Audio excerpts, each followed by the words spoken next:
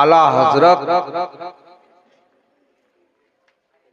আমাদের সঠিক পথ না দেখালে রাসূলুল্লাহ সাল্লাল্লাহু তাআলা আলাইহি সাল্লামের নিয়াবত প্রতিনিধি হিসাবে যে দায়িত্বটা পালন করেছেন, প্রত্যেক ক্ষেত্রে যেখানে যেখানে ঈমান নষ্ট হওয়ার সম্ভাবনা ছিল আলা হযরত সেখানে কোরআন শরীফের তরজমা লেখে, ফতোয়া লেখে, 1000-এর চাইতে বেশি বই লিখে আমাদের ঈমানের হেফাজত করেছেন, ঈমানকে রক্ষা করেছেন। এত বড় মুহাদ্দিস, এত বড় মুজাদ্দিদ, যার সম্বন্ধে অনেক হয়তো আমরা জানি না, আর যদি আমরা আংশিকভাবে জানি, পূর্ণভাবে জানি না। যাই হোক, আমাদের উপরে তাহার বিরাট অবদান। এবার এই দিনটা হলো যেদিন থেকে এই মাদ্রাসা ভিত রাখা হয়েছে মাদ্রাসার, এবং কিয়ামত পর্যন্ত এই মাদ্রাসায় যারা 1 টাকা থেকে নিয়ে 1 কোটি পর্যন্ত দান ও খায়রাত করবেন, ছোট বড় সকলকে আমরা এক নজরে দেখি, একভাবেই ভাবি। তার ছেলেরা, তার মেয়েরা, তার বংশধর ভুলে যাবে, কিন্তু কেপিএস কাউকে ভুলবে না, কোন দাতাকে ভুলবে না। বেশক সুবহানাল্লাহ। বংশের মানুষরা ভুলে যাবে। কেপিএস যতদিন ধরে থাকবে, কেপিএসে প্রত্যেক বছর শুধু নয়, প্রত্যেক দিন যারা এখানে মাগরিবের নামাজ আদায় করেন তারা দেখেছেন, বিশেষ করে মাগরিবের নামাজের পরে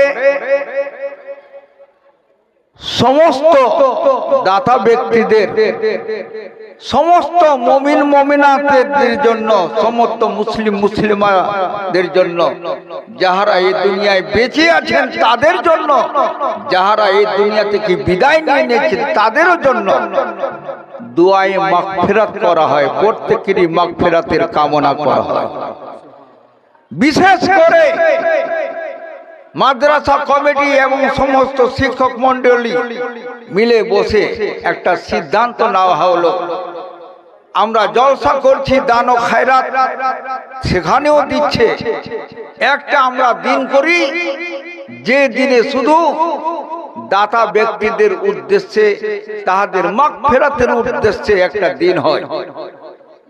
এবার সে দিনটা যে কোনো দিন করা যায়, তার সঙ্গে সঙ্গে চিন্তা ভাবনা করা হলো, একজন বিরাট মুহাদ্দিস, একজন বড় মুজাদ্দিদ, একজন বড় ওলি, তার দিনে যদি, তার উরুসের দিনে যদি আমরা এই অনুষ্ঠানটা রাখি, তাকে সামনে রেখে আল্লাহর দরবারে আমরা সমস্ত দাতা ব্যক্তিদের মাগফিরাতের কামনা করব, আল্লাহর দরবারে তার দোয়াই দিয়ে আমরা দোয়া করব।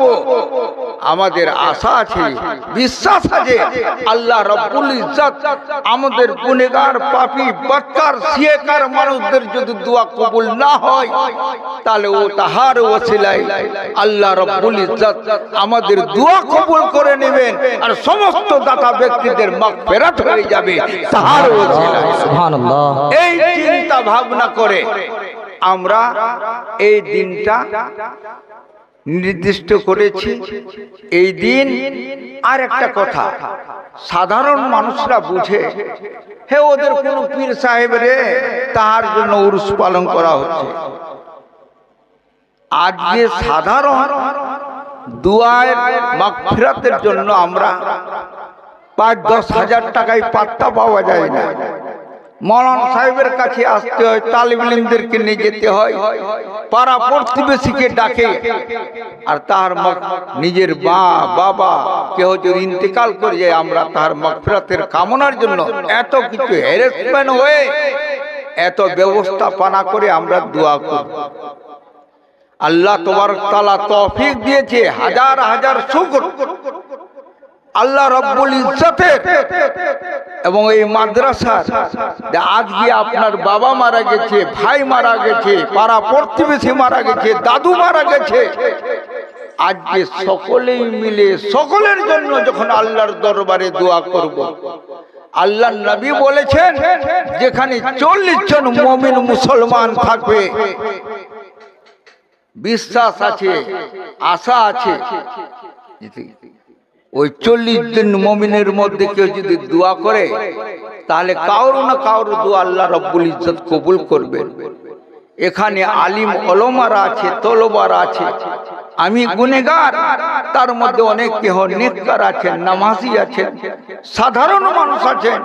সকলে মিলে আমরা যদি একজন মুজাদ্দিদে আযমকে সামনে রেখে তার দোহাই দিয়ে আল্লাহর দরবারে নিজের বাবার জন্য, মায়ের জন্য, দাদুর জন্য, নিজের বংশধরের জন্য দোয়া করব, ইনশাআল্লাহুল আজিজ আল্লাহ আমাদের দোয়া কবুল করবেন। আর আমার বংশধরের কেহ যদি কোনো আযাবে থাকেন, আল্লাহ রাব্বুল ইজ্জত তাদের দোহাই দিয়ে আমাদের দোয়া কবুল যখন হয়ে যাবে, সেই আযাব থেকে মুক্তি পেয়ে যাবে। এত বড় সুবর্ণ সুযোগ আমরা অবহেলায় ছেড়ে দিই, আসি না। যাই হোক,